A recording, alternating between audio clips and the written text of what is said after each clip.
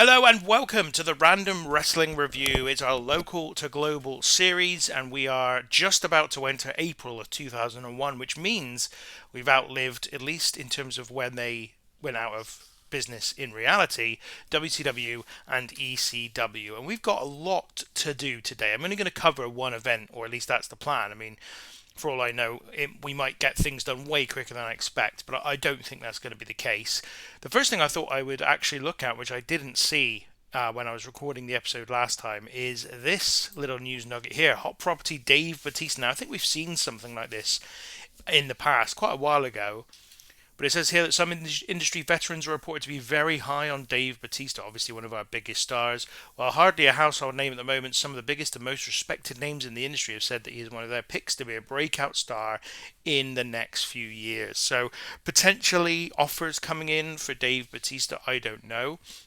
You'll also remember that we do have this issue. Jim Neidhart has major morale issues, is very angry. He's likely going to leave us if he stays this way. We've got to do something about it. Unfortunately, the only thing I can do, I mean, I could offer him a bonus. In fact, I think I'm going to have to give him a bonus because I don't think there's anything else I can do. Let me just look at finances at the moment. We are expected to lose some money here this month, but we did make some money in January, so I'm just wondering if I give him $1,000, whether or not, if I just chuck him $1,000, maybe that will mollify him for a little bit. He's still very angry, so I've just given him $1,000 and he's still very angry. I'm going to give him some time off as well, just a week though, because I actually do want him for the next. I do want him for the next event.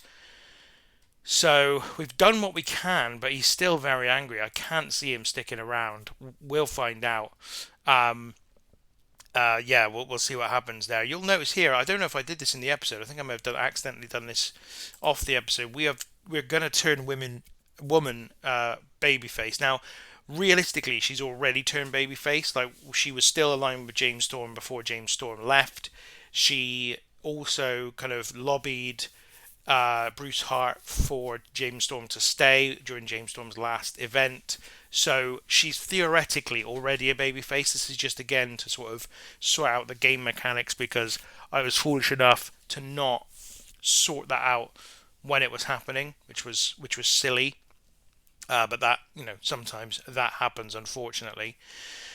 And we've got more stuff to do there. First of all, let's sort out Sean Stasiak's gimmick. Because he is apparently starting to get a little bit tired. So we're going to tweak it. It's the second time we've tweaked Sean Stasiak's gimmick, but we're going to keep him in. I think we might even change it, because let's keep it for the moment. I'm not too worried about what the game thinks his gimmick is. We know kind of what he's doing at the moment. Not that he's got a really, really well-defined gimmick, but ultimately we know what his character is currently. The next thing I want to do is shuffle the calendar around a little bit. Mainly, this is because, actually, if I show you this, it may make it easier for me to explain.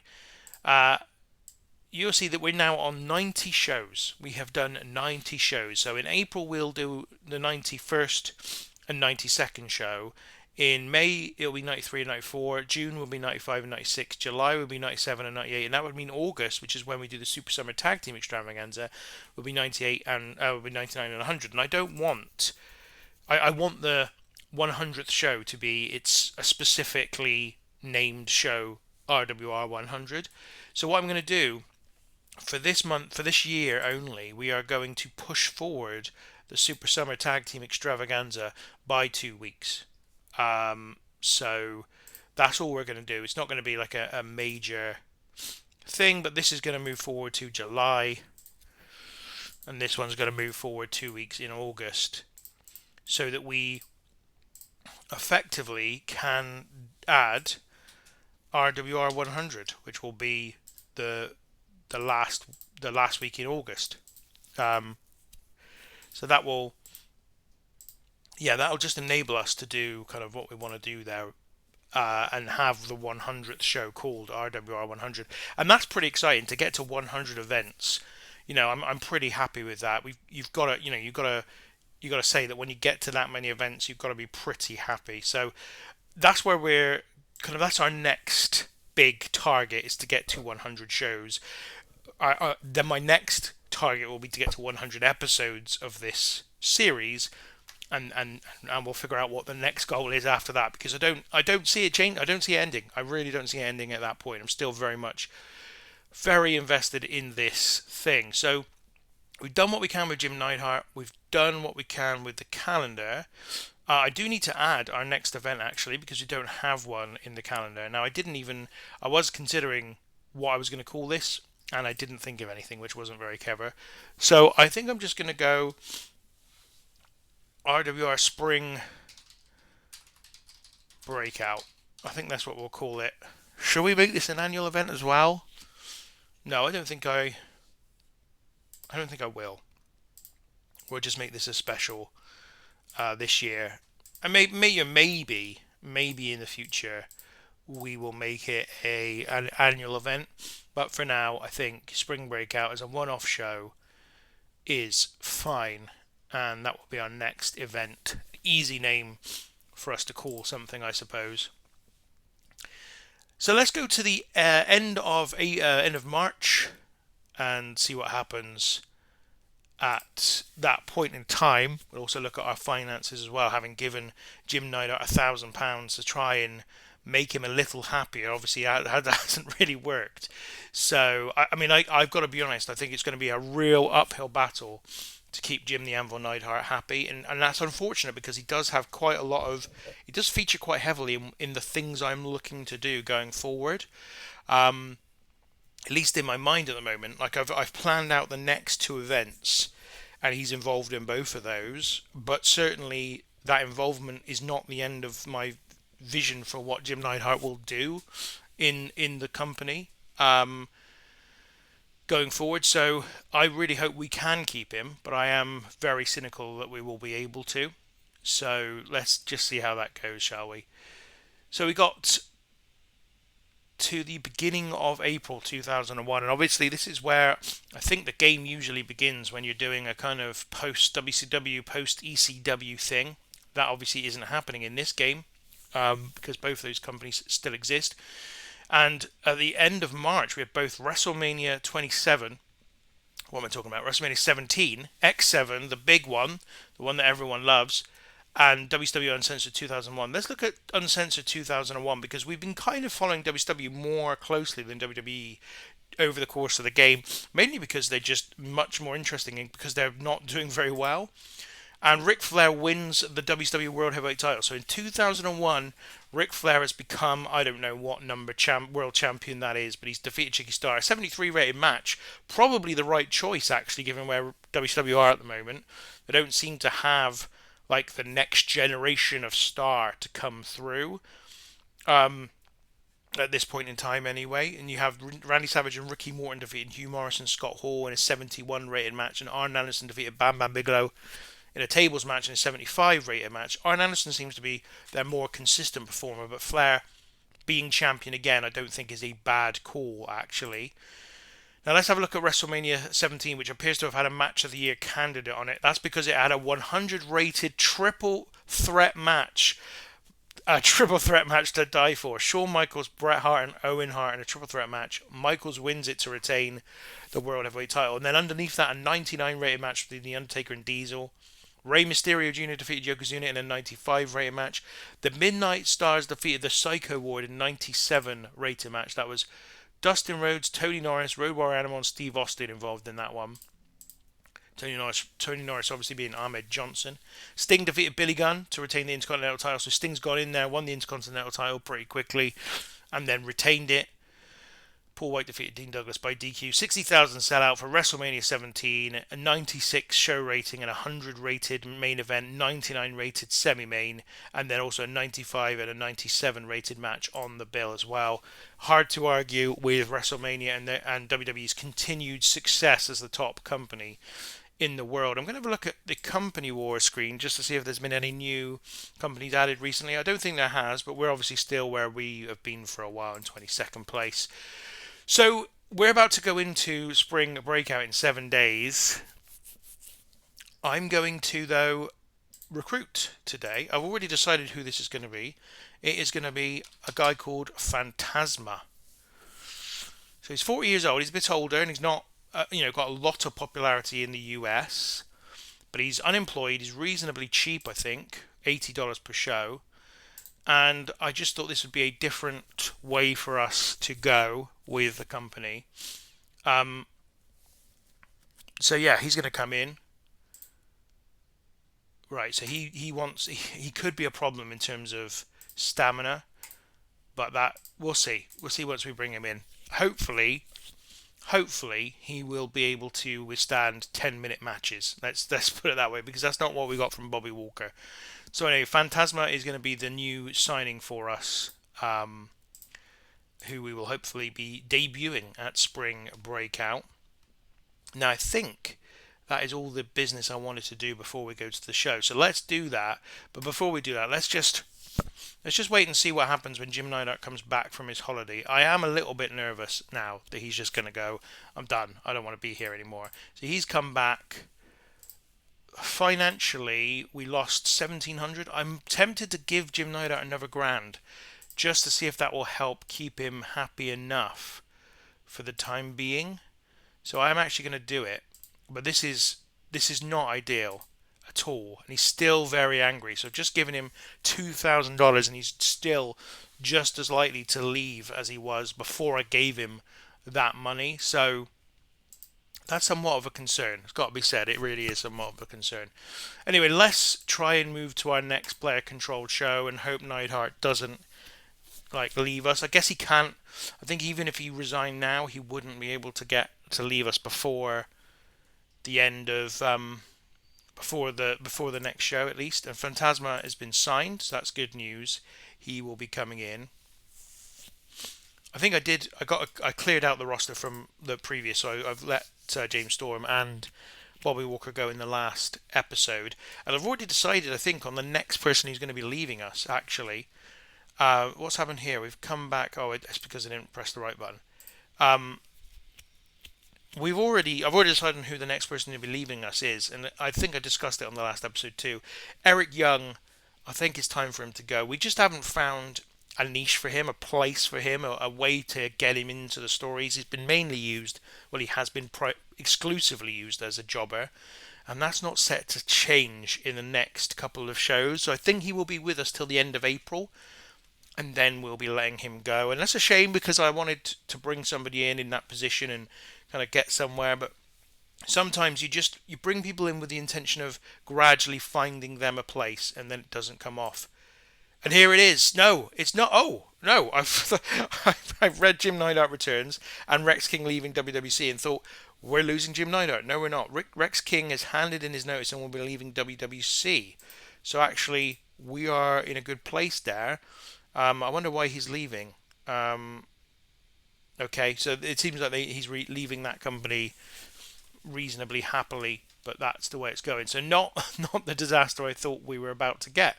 So that's good. And I think what we'll do, as soon as this show happens, is we'll once again give Jim Neidhart a holiday and hope that he's happy to stick around, and that keeps him around for long enough. So Mark Henry has given the locker room a lift. I'm wondering, I could do a open forum as well, because our backstage, our locker room is pretty happy, right? I don't know if I can see this during the day. So 78%. So even if I got all of them to air their grievances, I don't think they would drop it that much. So I'm tempted to do that as well. Just anything I can do effectively to, give Jim Neidhart a boost. So open forum. He's got a small morale boost. He's got a small morale boost. He's got a small morale boost. Again, it's not going to change the fact that he's really angry, but it might just take the edge off a little bit. I don't know. We will see. Right, it's time for us to book Spring Breakout. Let's do that now. And I think, as I said, we're in a sort of new period here with this company since the end of February, really, with the end of the James Storm story. And this show is going to start with Bruce Hart and Ace Steel. And this is going to be Bruce Hart effectively not directly explaining, but at least the audience should be able to understand what happened with Jim the Anvil at the last show, where Jim the Anvil Neidhart helped Billy Kidman win the Golden Triangle tournament in the final with CM Punk. Now, on face value, the Hart, I think they're called the Hart Corporation or Hart something like that. Hang on, can I find it here? What do they call them? The Hart Incorporated. There you go, Hart Incorporated. Uh, on face value, they had no interest in that match, but they did get involved. Jim Neidhart got involved, and we're going to kind of, as I said, indirectly explain that now. Bruce Hart is going to effectively announce that he's got an agreement with the Rebellion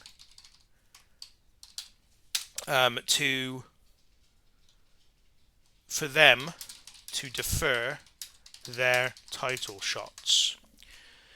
And we'll go into detail about what this is during the event itself, because it's a little bit complicated and I don't want to go through it right now. But that's effectively what's happening here. Is there's going to be an announcement that the Rebellion have agreed to defer their title shots.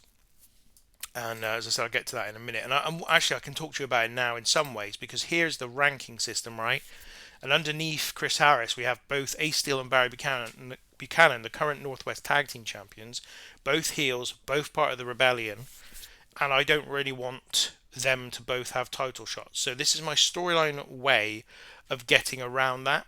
And as I said, I'll get to the details of that and how it's explained during the show. We've also got Teddy Hart on 10 points. Now Charlie Haas on 10 points. He has not yet come back from injury in terms of as far as the audience are aware, although he has been fit and ready to go for a couple of weeks. We've got Chemo on 6 points, Eric Young on 5, CM Punk on 5, Billy Kidman, the winner of the Golden Triangle tournament, on 4, Buddy Wayne on 4, Mark Henry on 3, Sean Stasiak on 3, Jim Neidhart, Rocker Rock, Johnny Grunge and Dave Bautista on 2, TJ Wilson on 1, and Rex King and CW Anderson on 0. So, the first match of the night will see a kind of manifestation now of this agreement, because Chris Harris and Jim Neidhart are going to team with Billy Kidman against Dave Bautista, Buddy Wayne, and CM Punk. So our three big babyface stars, you could certainly argue, are going to be teaming up against Harris, Neidhart, and Kidman. I think we'll make this a pretty long match. Let's go 15 minutes, and I think we'll have the winner be Dave Bautista, and he's going to pin Billy Kidman, I think, in this one. I mean, I don't really want... I don't really want to have Billy Kidman take a pinfall in his first match after winning the Golden Triangle tournament. But we're just kind of in that place where I can't really have Jim Neidhart lose because he's going to get angry about it, and I can't really have Chris Harris lose because he's our champion. So for the baby faces to win this one, Billy Kidman has to take the fall. So that's what we're doing. A 15-minute opening match of the night is pretty cool. Now after this, we're going to have another angle, and this time it's going to be Charlie Haas. And he's going to say that if the Rebellion don't want a title shot, he'll take his. So this is his kind of angle here. And I go back to the ranking. So effectively, we've got Ace Steel and Barry Buchanan on 12 and 11 points. They're the top two challengers. But if they're deferring their title shots, then it's going to be either Teddy Hart or Charlie Haas. And Charlie Haas has been waiting for 6 months because he's been out injured for that period of time. But he's had 10 points during that period. So he's saying, look, I'm effectively the next number one contender, or at least one of the choices for the next number one contender. I'll take my title shot, right away. Thank you. Now that I'm back.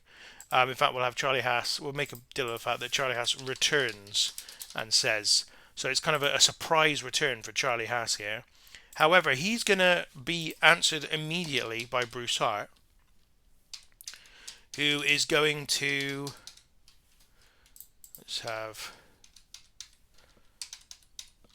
he's going to basically say,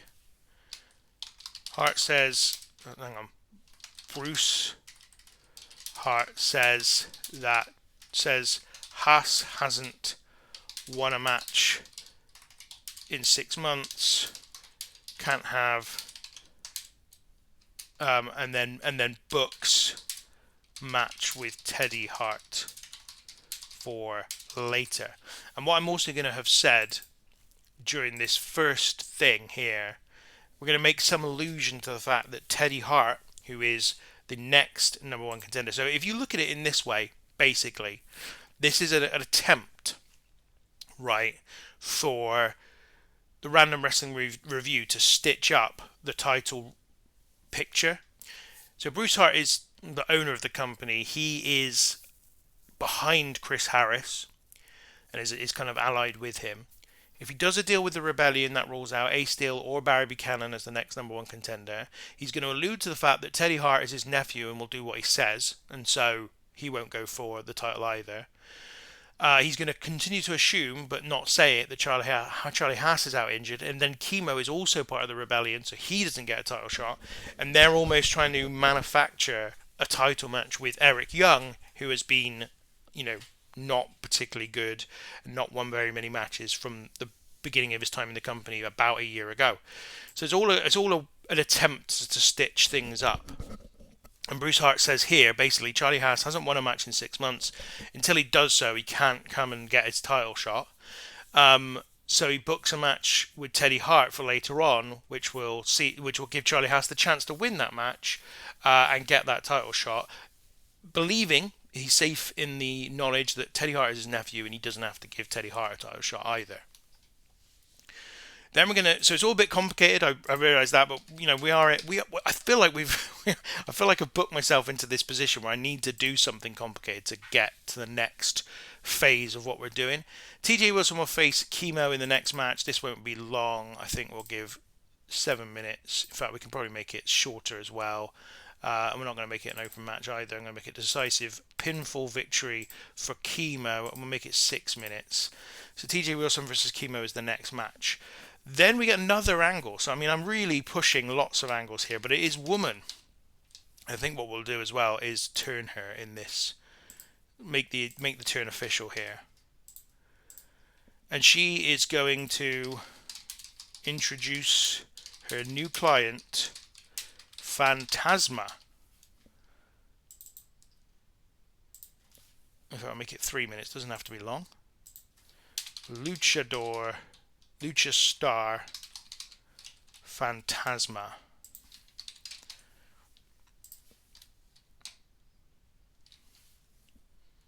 What should we do here? I think we'll just go charisma. I don't know what will happen here, but Phantasma basically comes out and makes his debut with Woman as his manager. Actually, that's a good reminder for me to do the changes I need to make.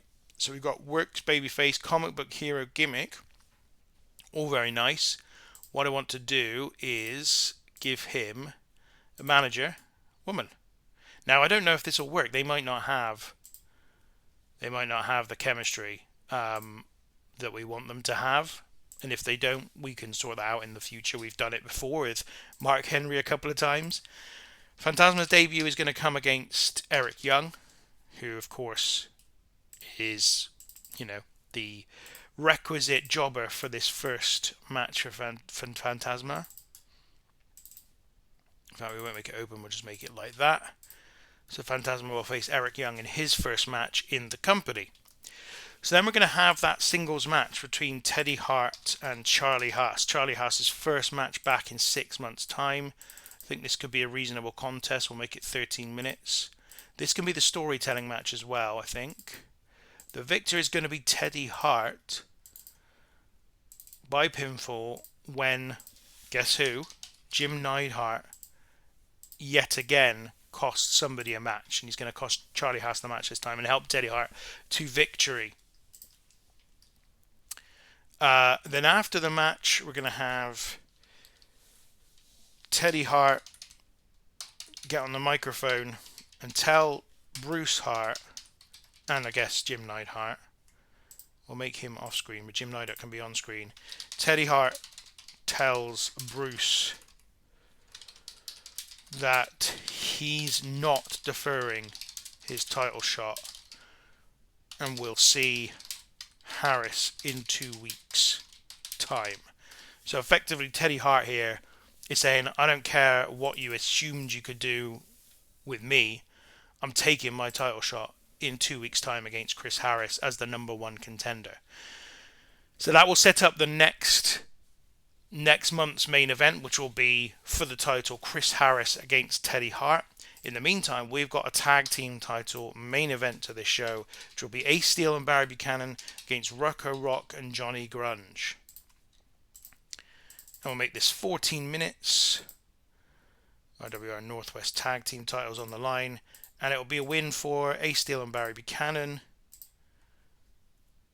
This is why I needed the deal to happen between the Rebellion and Bruce Hart, because if they don't have the deal, then they're just gonna. I'd have to start having them lose these kinds of matches, and I don't want them to. I want them to continue to be successful. So let's see if they. Yeah, I thought Rocco Rock wouldn't be happy with that. So you know what? I'm tempted to just let him be unhappy about it, to be honest. But anyway, there you go. We can protect him, and it's all good. So that's the show. Let's just check the booking analysis to make sure we're okay. I think we're going to go over the time on this episode, but that's fine. It's going to be quite an expensive show. We've got a lot of talent on it, and there's loads of angles. We're not going to be penalised for how many angles we've got, though, so that's good. Let's go into this one. Just absolutely checking. Yeah, we're all good. Let's go into this one then. 179 people have packed into the Marshall Center for this one, and we start with Bruce Hart and Ace Steel. Bruce Hart comes to the ring and he says that he wants to announce the fact that he and the Rebellion have made an agreement. He brings out Ace Steel in front of the crowd and he says that he's got great respect for Ace Steel. In fact, he says that the reason the Rebellion even started in the first place was to stand up to him and show him that they had some gumption about them, and he really admires that in Ace Steel. He says that what Ace Steel though should realise by now, and indeed I think he has realised, is that the Rebellion can be so much more successful if they cooperate with him. And he says that he has not only helped to ensure Billy Kidman won the Golden Triangle tournament, therefore kind of referring to why Jim Neidhart did what he did, but also helped Ace Steel and Barry Buchanan in the first place become tag team champions, because it was of course Chris Harris who turned on James Storm in that match to gift effectively Steel and Buchanan the tag titles. And so he says Ace Steel and Barry Buchanan have profited, so has Billy Kidman. The Rebellion have really profited from the things that he's done over the last 3 to 4 months. And he says that he's made a deal with the Rebellion that all of them will defer any title shots that effectively come their way between now and the point where Chris Harris should, for whatever reason, drop the Northwest title. He says he doesn't expect that to happen anytime soon, but he's also realistic that no champion can be champion forever. So he says that basically the minute Chris Harris loses the title, all of the Rebellion, if they are at the top of the rankings by that point and stay at the top of the rankings, will suddenly become the first people who get those title shots. And he says, in fact, that should Chris Harris lose a title, they can take that title shot the minute he loses the match. So basically, this is the deal that's been done, is that Ace Steel and Barry Buchanan are already tag team champions. They're busy. They've got to defend those titles. He says, ultimately, they're deferring their Northwest title shots until a point at which Chris Harris loses the title, and then from there, whoever is the number one contender with the most wins, who has been deferring their title shots, can take that title shot instantaneously, almost like a Money in the Bank type deal. Segment rating here of 39 as Bruce Hart and Ace Steel kind of announce this deal, and Bruce Hart's gimmick needs to be changed as well, so we'll just take a note of that too. Let's move on to the next bit of the show then. A great 6-man tag match, 52 rated. Dave Bautista, Buddy Wayne and CM Punk defeat Chris Harris, Jim Neidhart and Billy Kidman in 14 minutes and 40 seconds. When Bautista pinned Kidman, you got Punk on a 50, Jim Neidhart 52, Kidman 47, Chris Harris 48. Buddy Wayne was the weakest in the match and he did a 40 rated performance. So this is a really great match. 2 storylines have been advanced, and we have winners here in the babyface 6-man team. Then Charlie Haas returns, makes a surprise return to the company, and he says that if the Rebellion don't want their title shots, he'll take his. He says he's been waiting 6 months on 10 points, waiting for the chance to get a title shot. And by his calculations, if Ace Steel and Barry Buchanan are deferring their title shots, and if Bruce Hart, and I failed to say this in the show notes for the opening promo, but if Bruce Hart is assuming Teddy Hart won't take his title shot, then he will have his. But Charlie Haas is then interrupted by Bruce Hart, and Bruce Hart says that Charlie Haas doesn't qualify for a title shot at this moment in time because he hasn't won a match in over 6 months.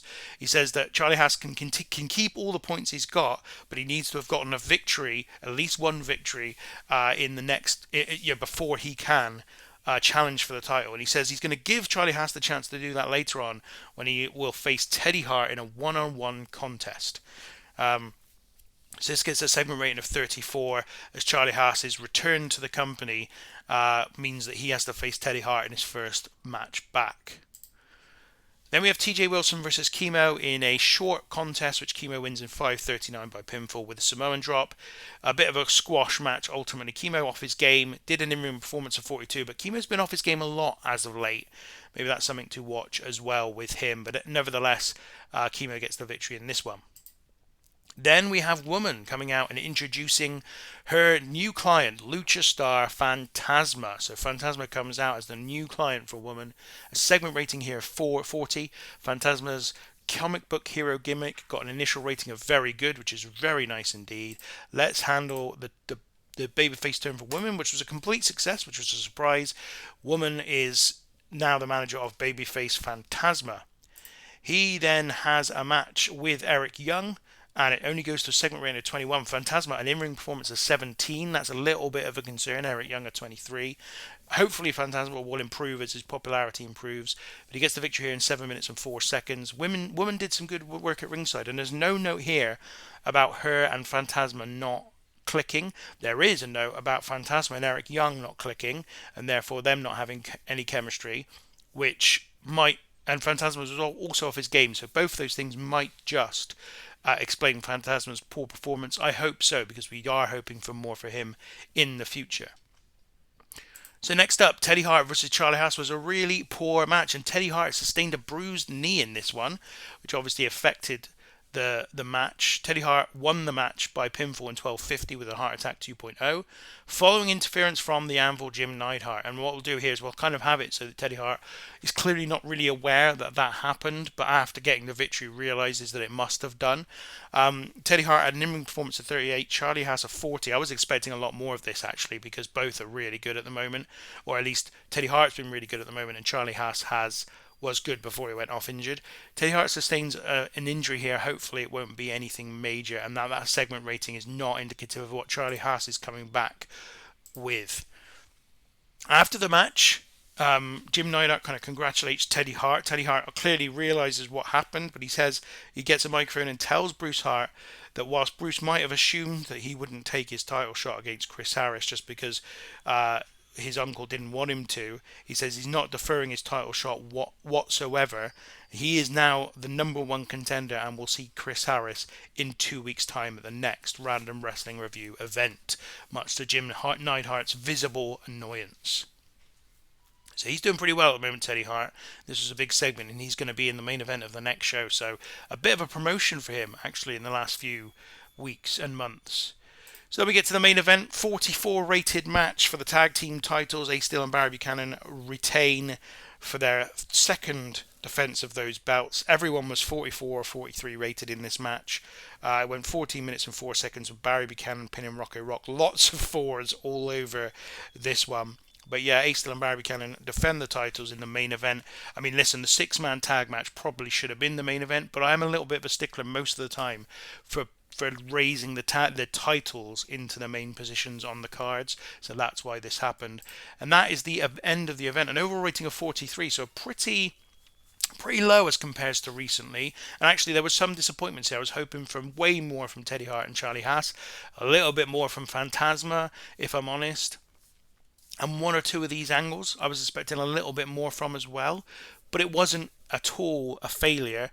And in total, this was still obviously improved our popularity everywhere. So let's make sure we give Jim Neidhart some praise. We've got to keep praising him, basically, because if we don't, I just think it's just another way for us to try and up his kind of morale if we possibly can do. I think we'll give Woman a compliment. We haven't seen Woman in some time, and in terms of an important angle other than what she did on James Storm's last night in the company. And also, I think we will praise the work of CM Punk. Yeah, I think he did all right in his match. So I think it said Jim Neidhart was pleased with my speech. Hopefully that will help his morale. Although we have got news here. Hopefully this is just about that injury. Teddy Hart is injured. Let's just take a quick look before I leave you, before I let you go. Let's just look at what's happened there. Teddy Hart, 4 days, no problem at all. So before I do go, let's just give Jim Neidhart another holiday. This is pretty much how it's going to be. Time off, 1 week, full pay. I mean, it's not like full pay because there's no real difference. He's a paper appearance guy. He's still very angry, but we're just chipping away. We're chipping away at his displeasure, and hopefully we can somehow keep him on board. We are in a bit of a pickle financially, I think. We've now lost 3,000 already in April, thanks to the $1,000 bonus we gave Jim Neidhart. But yeah, let's hope the sponsorship makes up for that. And also, let me leave you now because we're way over time. Thank you very much for giving me your time. If you've enjoyed today, hit the like button, hit the subscribe button if you're not already subscribed, and I'll catch you next time.